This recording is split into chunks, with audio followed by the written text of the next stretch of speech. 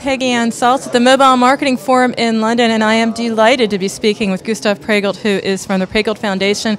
Gustav, excellent presentation, insights about Africa. What can you tell me about the opportunities there, or more specifically, we're hearing a lot about the opportunities for mobile marketing in Africa. Maybe you can tell me, how should we be approaching them properly? Mm-hmm. Thank you. Well, I think to start off with, the incredible opportunity really is the fact that we have a continent of 1 billion people, and that is now growing faster than any other continent and any other region in the world, and we're going to have 600 million active mobile connections by the end of the year. So it's obviously an incredible opportunity to be able to speak to people that have previously just never been contactable before. So I think the first step really is to start out by really understanding the user base, understand what type of devices they've got, what are their needs are, what are the products they're interested in, and really trying to deeply understand what those needs are before we start, marketing to them. Well, it's interesting that they are open, the people there are open to hearing from brands, but there's a sort of an etiquette here. What can you tell me about how to approach this opportunity, given the fact that, yes, they do want to engage with brands, but they also probably want to have it delivered, as I heard from you before, free or close to free, simple, and probably also in a way that allows a conversation in the other direction. The really interesting thing about our audience is at the moment we've got much higher response rates and click-through rates than any of the other markets in the world at the moment. So what are they? I'm just...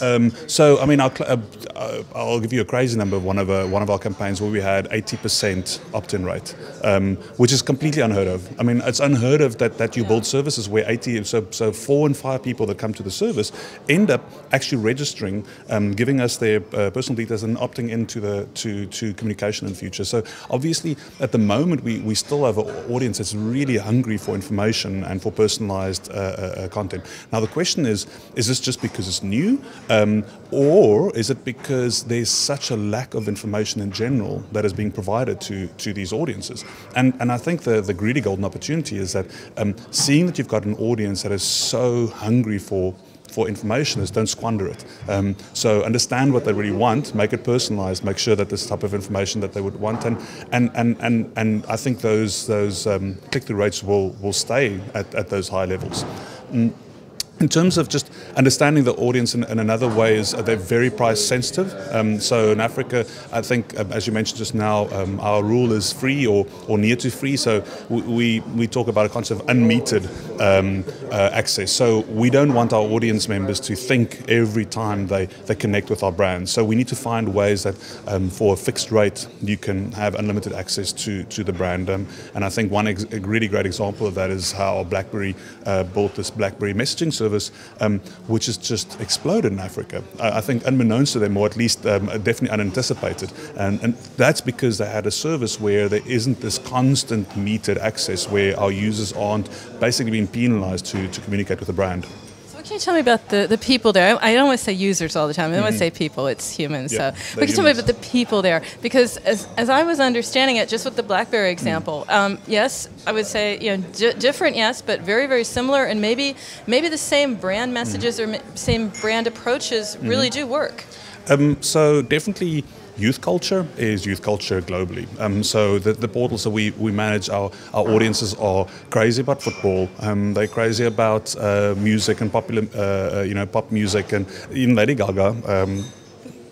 Unfortunately, but so our audiences are the same in terms of global culture, but there are obviously local variations, and we need to be aware of them. We need to be able to communicate in vernacular. So in Africa, we've got 2,000 active languages that have significant numbers of people speaking in those. So those are a lot of languages you have to support. At the very minimum, if you're going to do a Pan-African campaign, you need to support at least the 5 major languages, so Swahili, English, Portuguese, French. Apart from that, is you have to understand that the audience is probably going to be a lot younger, and that's purely because of the demographic profile of developing countries. So this has nothing to do with the fact that mobile phones are popular amongst young people. It's just the demographic profile in Nigeria looks like an A. So you've got almost 60 or 70% of your entire population that's under the age of 24.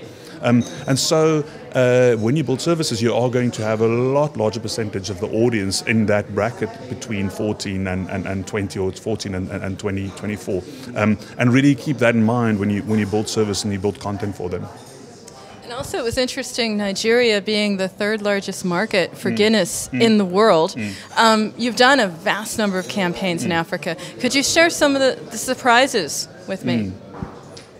Well, I think the first surprise is just how incredibly engaged our audience is. That's something, maybe it's something we should have anticipated, but we ran campaigns and thought we were going to have similar type of click-through rates that we had in the south of Africa.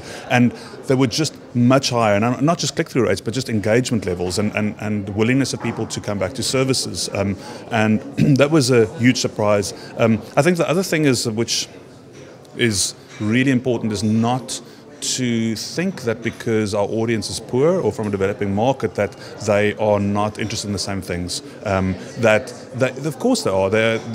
People, even if you're poor, you still want to have fun. You still want to have a beer at the end of the day.